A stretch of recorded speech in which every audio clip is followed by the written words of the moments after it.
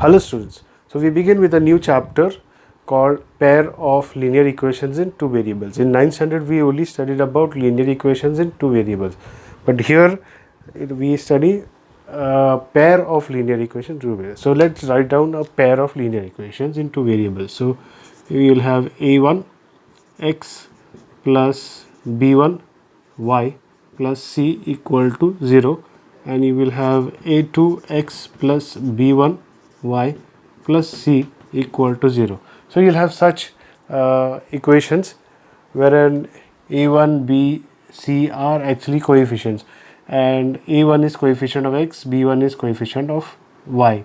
Similarly, a2 is coefficient of x, b1 is coefficient of y. So these are in two variables, x and y, and we try to solve and get the value for those variables, that is x as well as y. From our, if we recall our 9th standard, we should know what is a linear equation in two variables. Okay, so it ax plus by plus c equal to 0. Now this is a linear equation in two variables we studied in the 9th standard, where a, b and c are real numbers and a and b are both non-zero. Okay, both these a and b is not equal to 0. So this is when this type of an equation is called as a linear equation in two variables. Now this a1 b c b1 c and this is c1, it should be, and this is c2. These are coefficients or constants. Now if we compare the ratios, or in their ratios we compare them, then we should be able to predict whether the solution of this pair of linear equations in two variables, whether they give us a unique solution, that is where there is only one value of x and one value of y, whether there are a number of solutions, so infinitely many solutions. So that means for a particular line there will be many solutions along this line consisting of number of points, or if these two lines are parallel, that means they never meet with each other and they do not give us any particular solution. So how do we get that? So that depends on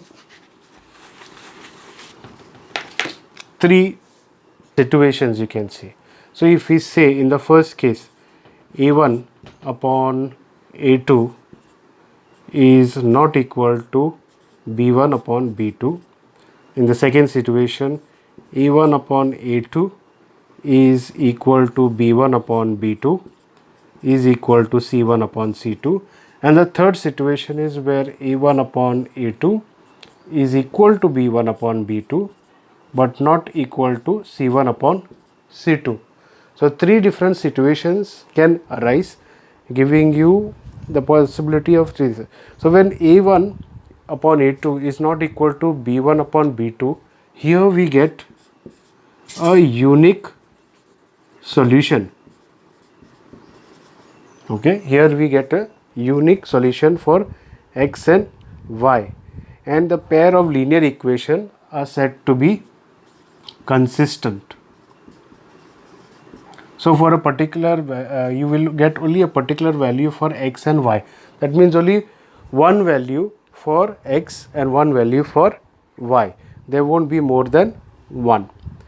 In case of the second one, that is a1 upon a2 is equal to b1 upon b2 is equal to c1 upon c2, here infinitely many solutions are possible. So this type of linear equations in two variables will have infinitely many solutions.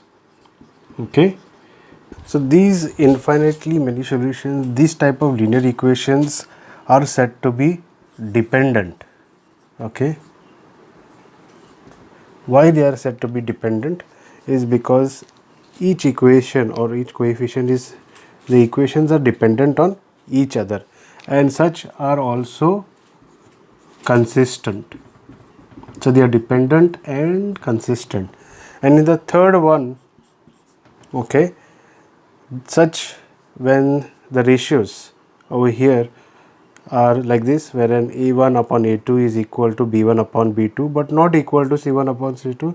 Such linear equations give us no solutions. Okay, and these are not these are said to be inconsistent. So we write over here inconsistent.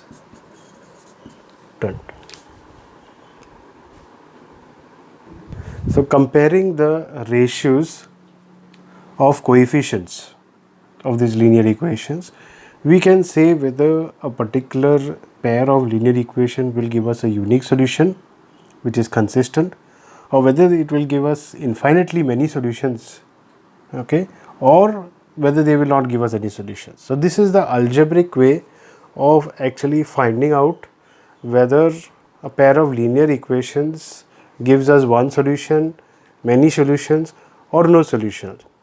There is a graphical method also, and we'll come to it later on in another video. But first we'll look to solve a few problems and identify pair of linear equations based on what we have learned just now, whether they give us a unique solution, infinitely many solutions, or no solutions at all. Also you need to remember whether they give, if you are asked in order to state whether a particular pair of linear equations is consistent or not, then you should also remember this part.